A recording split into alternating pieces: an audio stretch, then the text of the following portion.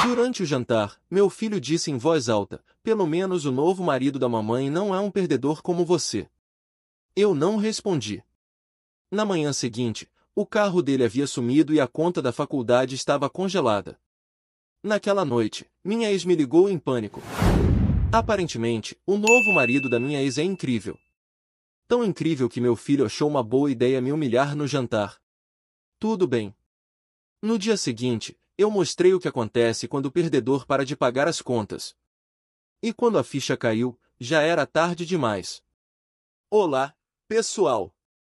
Essa história aconteceu há cerca de um mês, e para ser sincero, eu ainda estou processando tudo. Nunca imaginei que, nessa altura da vida, estaria lidando com esse tipo de drama, mas aqui estamos.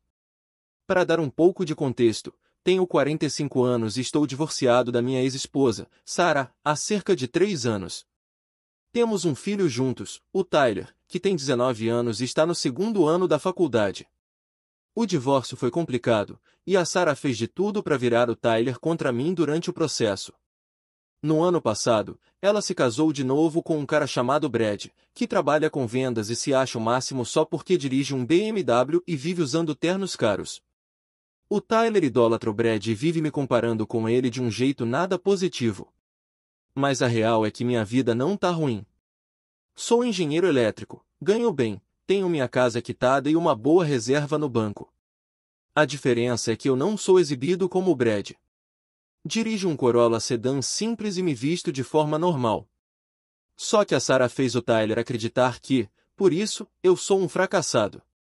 Durante o divórcio, ela brigou comigo por tudo, inclusive pensão e guarda.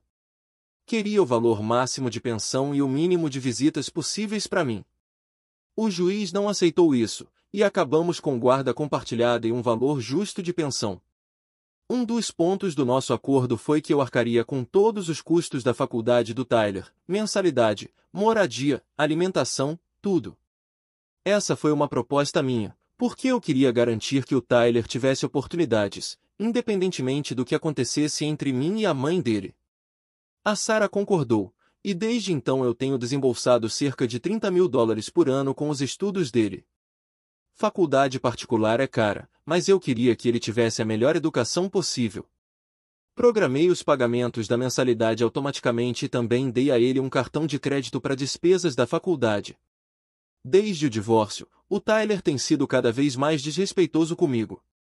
A Sarah incentiva esse comportamento, e o Brad não faz nada para impedir. Os jantares em família, quando ele vem me visitar, se tornaram testes de paciência, com ele o tempo todo me comparando com o Brad. Segundo ele, o Brad é mais bem-sucedido, mais divertido e mais generoso. O Brad leva ele para viagens caras e vive comprando roupas de grife. Enquanto isso, eu sou só o cara que banca a faculdade e oferece um lar estável, e chato, segundo ele. A questão do carro também tem tudo a ver com essa história. O Tyler queria um carro para usar na faculdade, e a Sarah exigiu que eu comprasse um. O acordo do divórcio não mencionava nada sobre isso, mas o Tyler insistiu tanto que acabei cedendo. Comprei um Honda usado, mas em ótimo estado, confiável e perfeito para um universitário. Mas o Tyler ficou frustrado com o Honda. Ele queria algo mais chamativo, tipo o BMW do Brad. Eu expliquei que um carro usado e confiável era mais adequado para quem está na faculdade, e que ele devia ser grato por ter qualquer carro. Ele aceitou a contragosto, mas vivia reclamando. Ultimamente, ele tem ficado comigo a cada 2 finais de semana, como diz nosso acordo. Só que essas visitas estão cada vez mais tensas. Ele passa a maior parte do tempo falando como a vida na casa da mãe é melhor e como o Brad é incrível. No mês passado, ele veio como de costume e eu decidi levá-lo para jantar em um restaurante bacana. Queria passar um tempo de qualidade com ele, conversar sem estresse pela primeira vez em muito tempo. No começo, parecia que ia dar certo.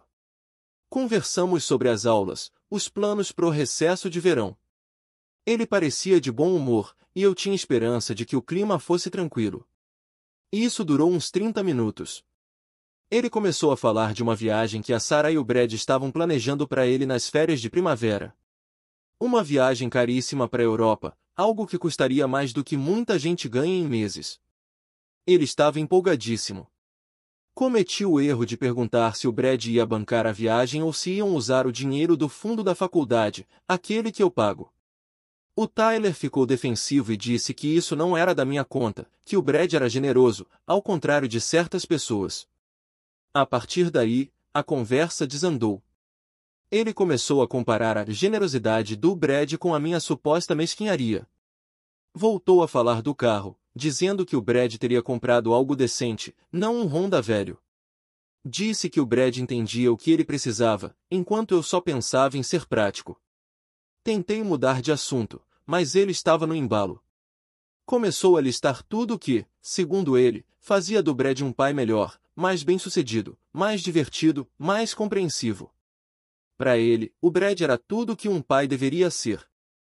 A gota d'água veio quando Tyler disse, alto bastante para os outros clientes ouvirem.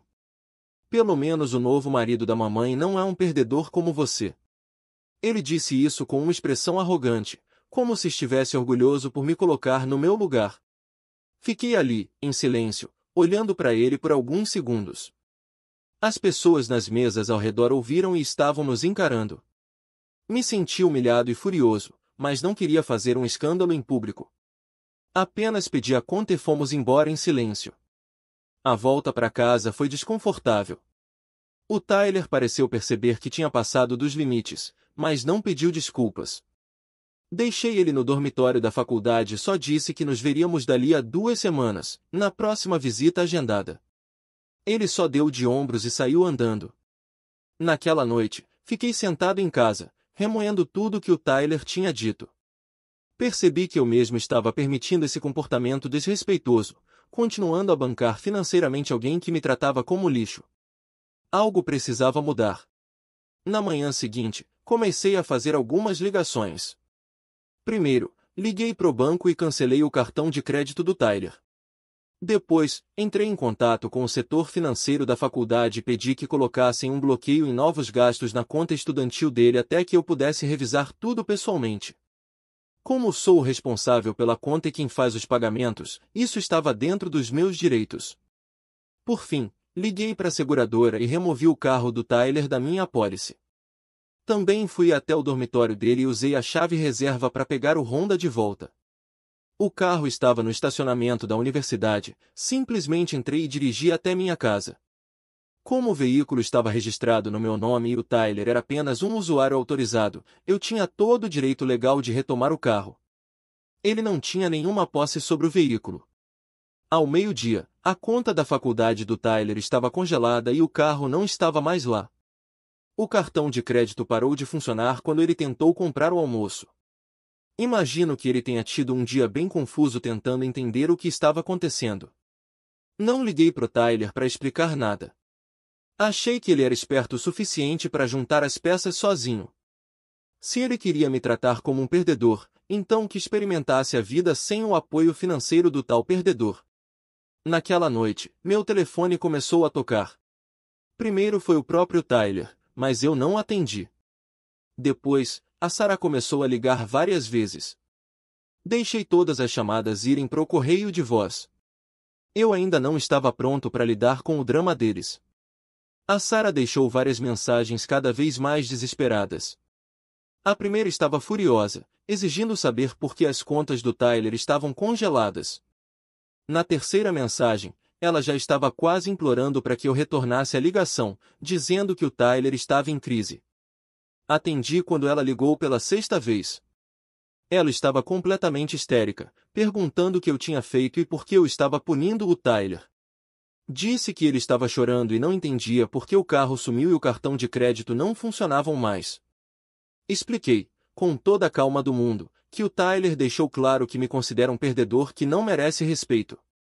E que, já que ele pensava assim, decidi que ele não precisava mais do apoio financeiro de alguém que ele julgava inútil.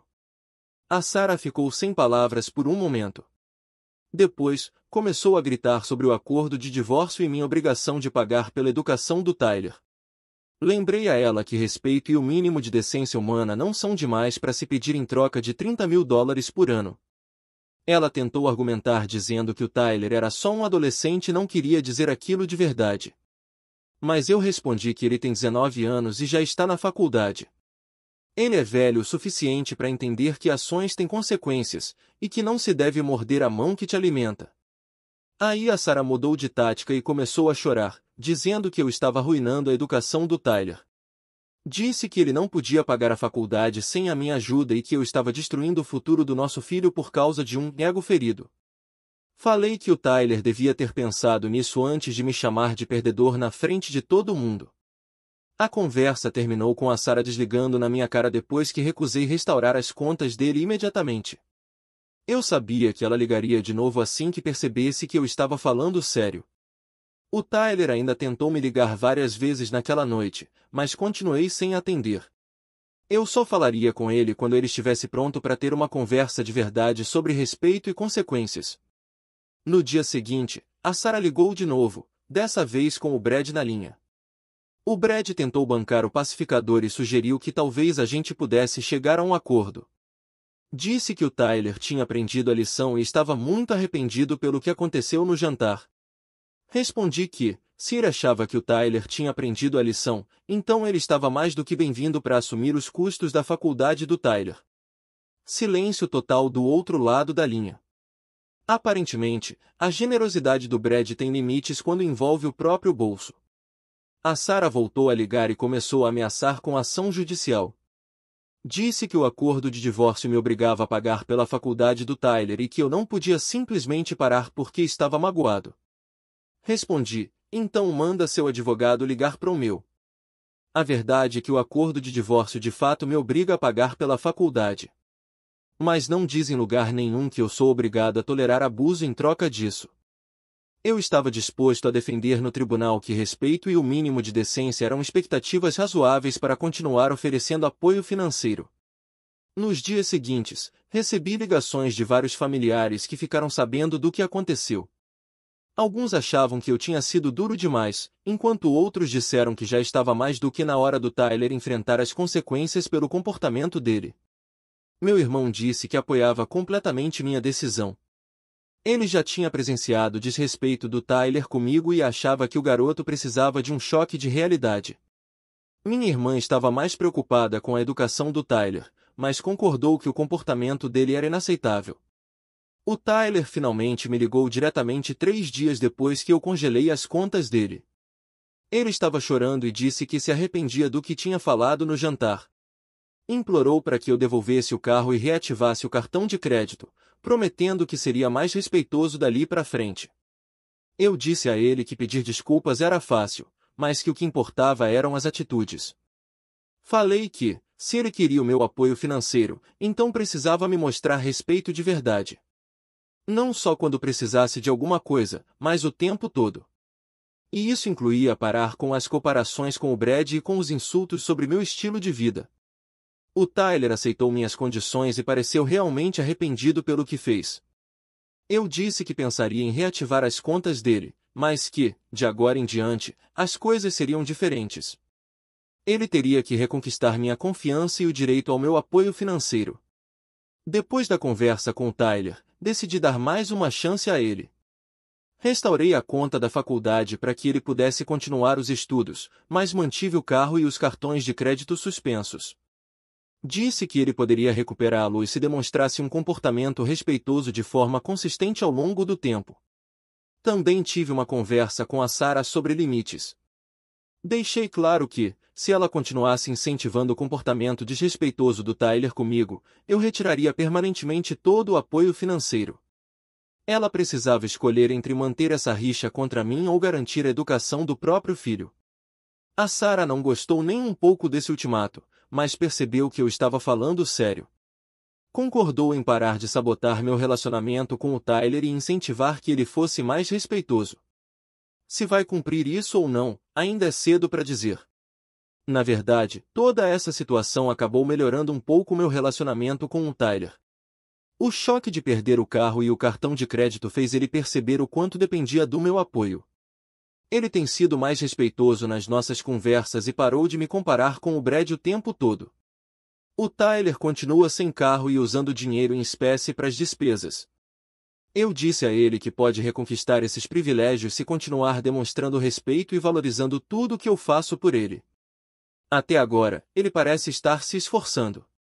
O Brad, por outro lado, ficou notavelmente em silêncio desde que descobriu que sua generosidade seria testada se eu parasse de bancar tudo. A verdade é que é fácil ser o padrasto divertido e generoso quando quem paga a conta é outra pessoa.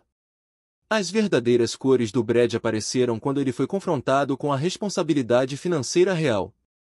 Essa experiência me ensinou que apoio financeiro deve vir acompanhado de expectativas mínimas de respeito. Eu estava tão focado em prover pro Tyler que esqueci de exigir que ele me tratasse com dignidade.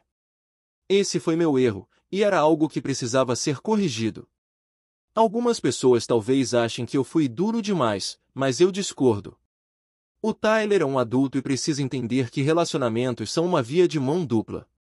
Você não pode tratar mal alguém e esperar que essa pessoa continue te sustentando só porque vocês têm laços de sangue.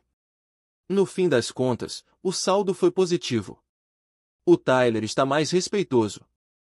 A Sarah está menos inclinada a me sabotar. E o Brad aprendeu que o papel de padrasto tem limites. Às vezes, o amor firme é o único jeito de corrigir uma dinâmica familiar tóxica. Tenho esperança de que eu e o Tyler possamos reconstruir nosso relacionamento com base em respeito mútuo, não apenas numa obrigação financeira.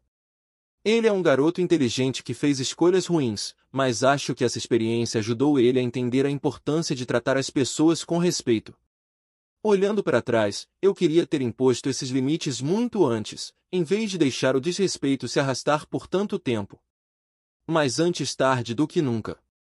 O Tyler aprendeu que ações têm consequências, e eu aprendi que apoiar financeiramente alguém não significa aceitar abuso.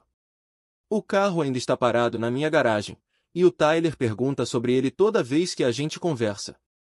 Eu sempre respondo a mesma coisa: ele vai ter o carro de volta quando me mostrar 6 meses de comportamento consistente e respeitoso. Até agora, ele está no caminho, mas ainda tem trabalho a fazer.